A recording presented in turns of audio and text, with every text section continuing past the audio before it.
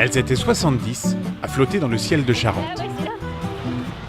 70 bulles, gonflées d'air chaud, spécialement réunies à l'occasion de la 18e Coupe d'Europe de Montgolfière. Le cadre idéal pour passer un peu de temps avec quelques-uns des meilleurs pilotes du continent et en savoir davantage sur un rendez-vous aujourd'hui incontournable. C'est devenu un endroit vraiment particulier pour le monde de l'aérostation et effectivement quand on vient ici, on ne s'attend pas à voir ce genre de manifestation. Donc il y a un très gros travail, il y a 10 à 15 000 personnes pour le meeting le dimanche et on sent une ferveur et un engouement par le public pour cette manifestation. Pour profiter pleinement du spectacle, connaître les rudiments de la discipline est un avantage indéniable. Étienne, pilote et coéquipier de Hugues, s'est proposé de nous expliquer le fonctionnement d'une montgolfière et surtout l'organisation d'une compétition. Oui, c'est vrai.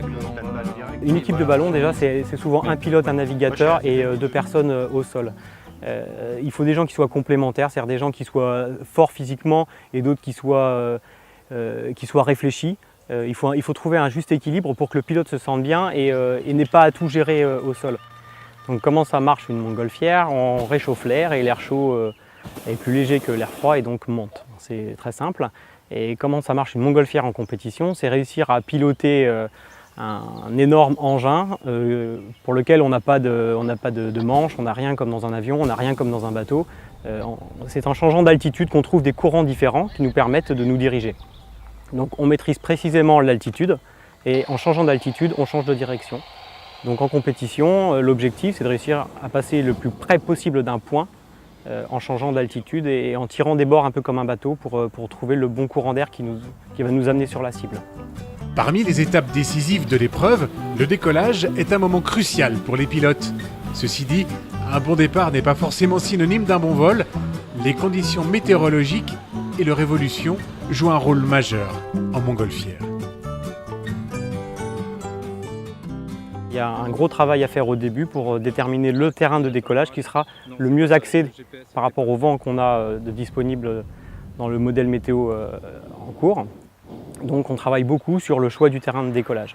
Au cours du vol, la météo va évoluer. Donc il va falloir en plus qu'on s'adapte. C'est-à-dire que le vent qu'on avait vu à un instant donné, il va peut-être tourner à droite ou tourner à gauche. Et donc il va falloir que nous, on change la stratégie en conséquence. C'est ce qui fait le charme de la compétition en montgolfière. C'est le côté évolutif et aléatoire auquel il faut s'adapter sans arrêt.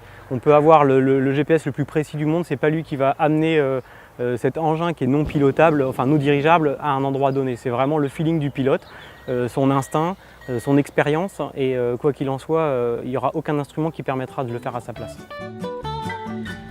Dans les airs, l'aéronaute doit véritablement faire corps avec son ballon.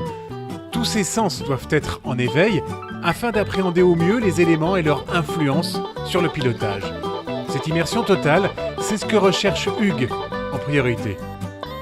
C'est grisant, c'est super intéressant, on vit les choses pleinement et quand on est des fois content à la fin d'une épreuve de compétition de remettre les pieds sur terre parce qu'on est fatigué, de la concentration tout au long du vol. Mais quel plaisir d'être là-haut dans le ciel et puis de découvrir et de voir le paysage français sous un angle différent avec des vues aériennes magnifiques, des couleurs en fonction des saisons. Voilà, une fois qu'on y est goûté, on a envie que ça dure et dès qu'on est posé, de redécoller. Emblème de la montgolfière en Europe, cet événement attire plus de 60 000 spectateurs et de nombreux médias durant 5 jours. Un rassemblement hors norme que les pilotes ont sans doute eux aussi apprécié depuis leur nacelle.